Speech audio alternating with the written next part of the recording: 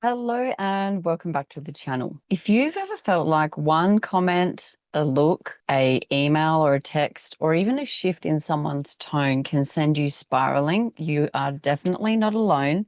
Today, I want to talk to you about rejection sensitive dysphoria or RSD, what it actually feels like, what can trigger it, and what you can do when it shows up. Also, I'm going to be talking about how people around us can help as well. Hi, I'm Amy Milnes, otherwise known as the Wise Owl Coach.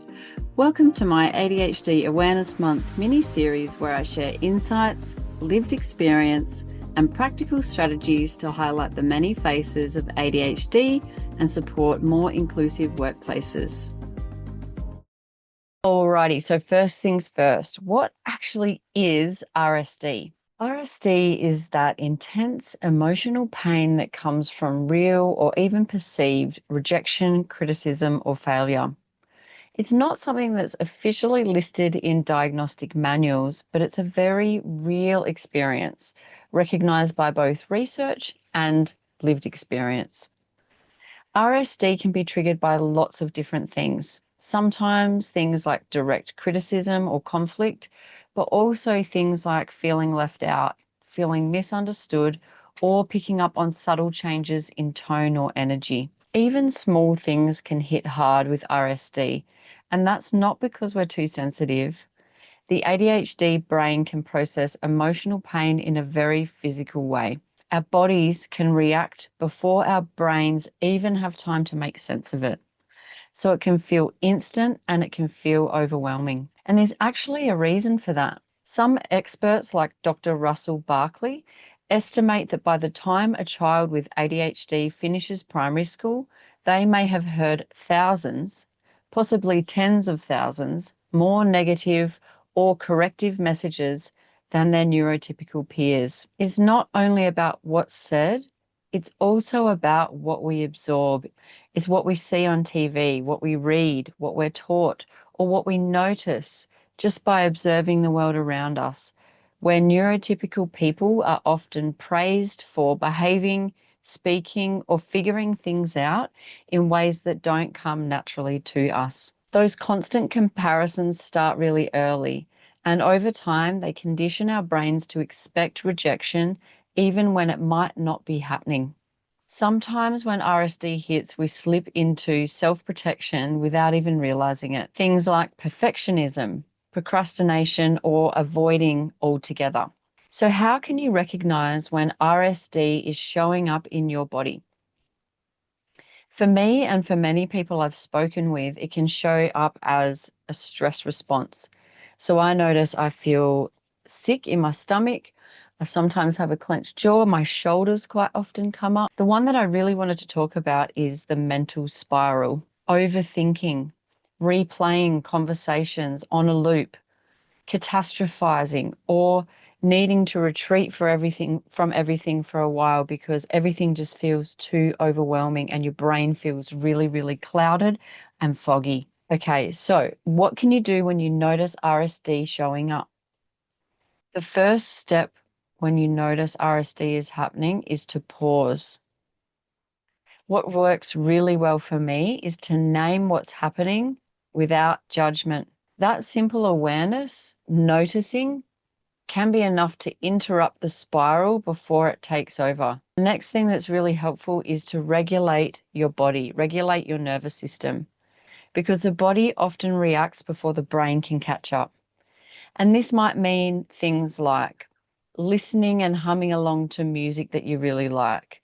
It could mean going for a walk in nature, hugging your pet, or splashing cold water on your face, neck, or hands. These things can activate the vagus nerve, which helps to calm your nervous system and remind your body that you're safe. Once you've done that and your body's feeling calmer, you can start to work with your thoughts.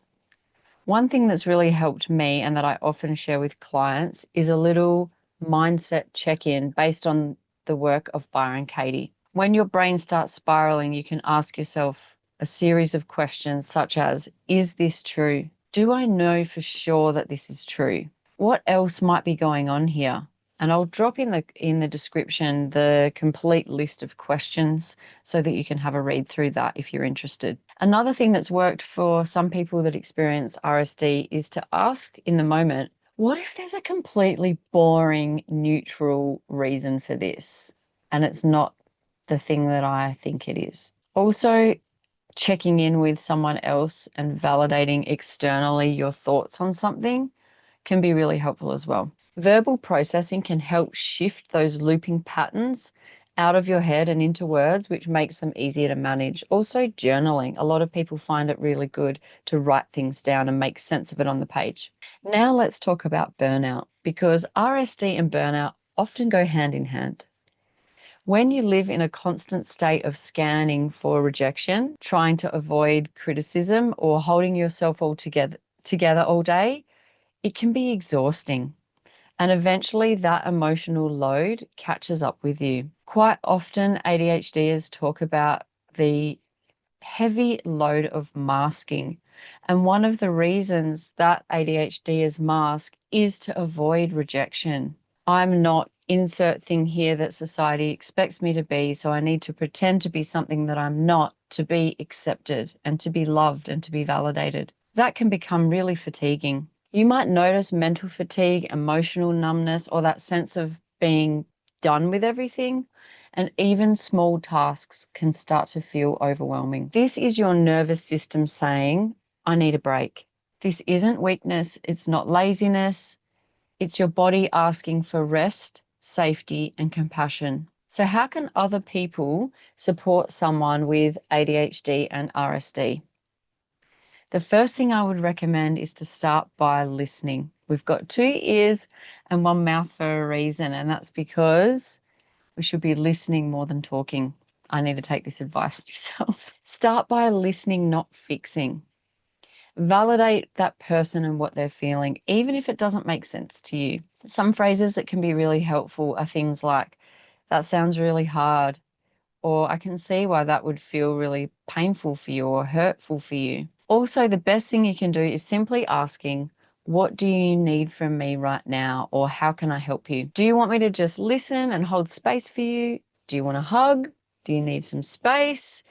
Would it be helpful if I offered some ideas or problem solved with you? That check-in helps the person experiencing RSD to feel safe, seen, and supported, instead of having assumptions made about what they need, or instead of having extra shame, pressure, or potential additional rejection that they then need to navigate. What I mean by that is, if you come in with, why are you feeling that way? Just stop it. Just stop thinking about it. Come on, let's go do something else and stop thinking about it.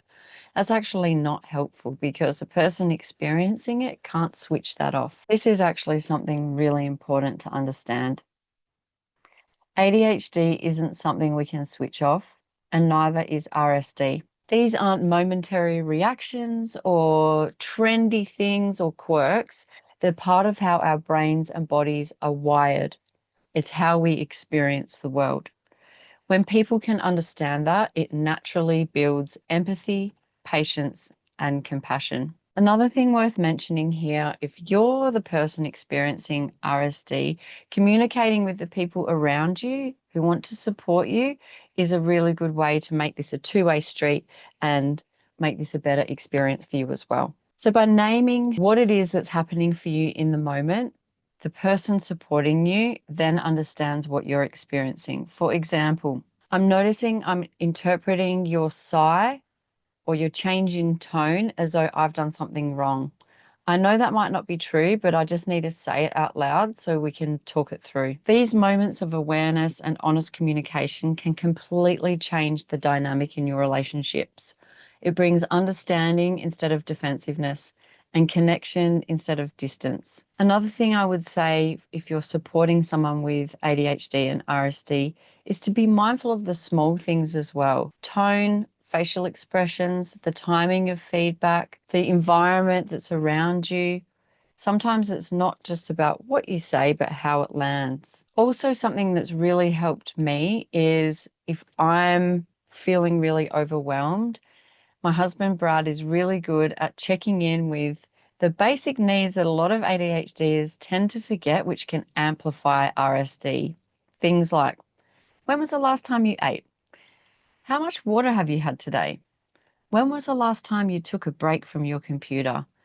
All of these things that might come naturally and seem obvious to people who are not ADHD can be really helpful for that person that's experiencing this. And if you love someone with ADHD, remember, they're not being dramatic. This is their experience of the world. Their experience of rejection really does feel different. Kindness, empathy, and consistency can make a huge difference. Thank you so much for tuning in. If you have any questions, if you have any comments, if you want to share your own experience with RSD or supporting someone with RSD or with ADHD, please pop it in the comments below, and I'll see you in the next one.